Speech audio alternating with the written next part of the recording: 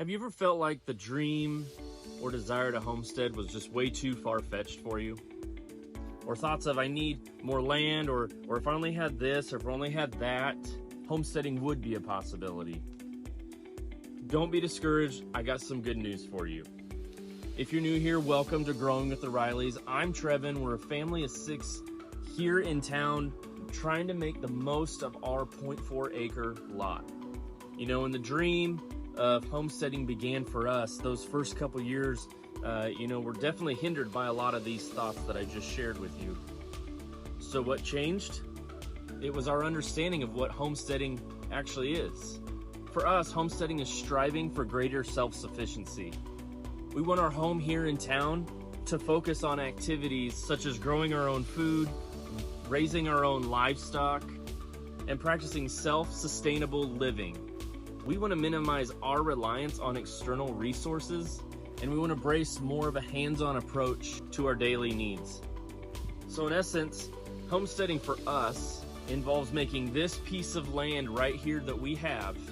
We want to actively use it, working, and producing resources. In learning this, we realized we had everything we needed to get started, and so do you.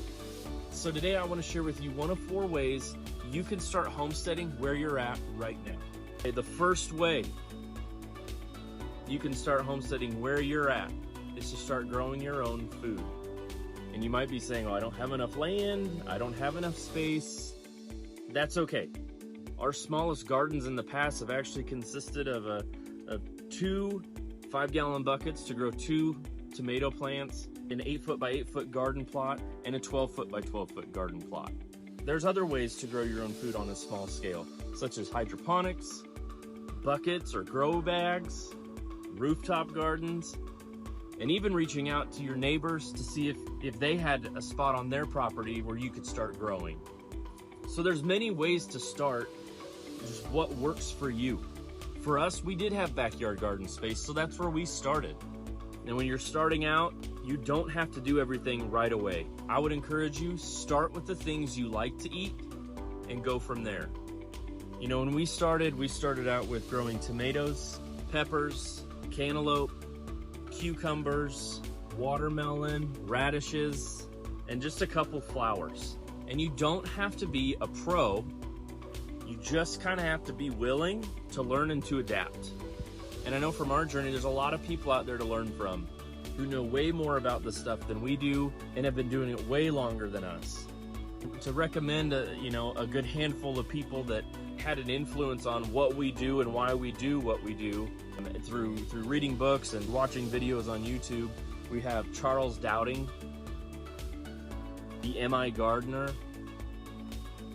Justin Rhodes, Curtis Stone, and John Jevons. I say all this to let you know that you don't have to figure things out on your own.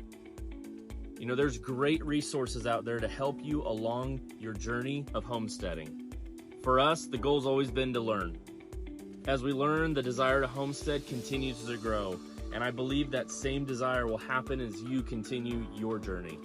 You know, and through the years, just from a small space, and just from saying yes and taking that step forward and doing this, we've been able to add,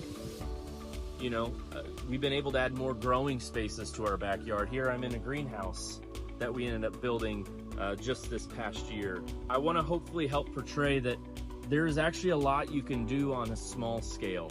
And a benefit to this has actually just been, you're able to learn on a scale. You know, our dream of homesteading and having land someday, having multiple acres possibly, it's still there. And that's still something that we're striving for. But right now, we get to learn on a small scale.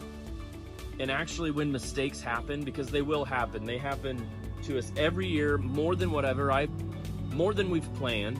But when they do happen, it's easier not to get as discouraged, because as you learn and grow on a smaller scale, it's a little bit more forgivable when you do make those mistakes. And I would just also encourage you to take those times not to be discouraged and to give up when you make mistakes, because I believe any gardener out there makes mistakes every year that they continue to garden. But I'd encourage you to take those mistakes that you do make and learn from them and adapt to them and apply them for the following year. You do not have to wait for that perfect situation in life to start homesteading. Define what homesteading looks for you and make a plan on how to make it possible. So again, make mistakes, take time to learn from them, keep moving forward. Thanks for tuning in. I hope you're looking forward to the next way you can start homesteading where you're at and wherever you're at in life. We'll see you guys later.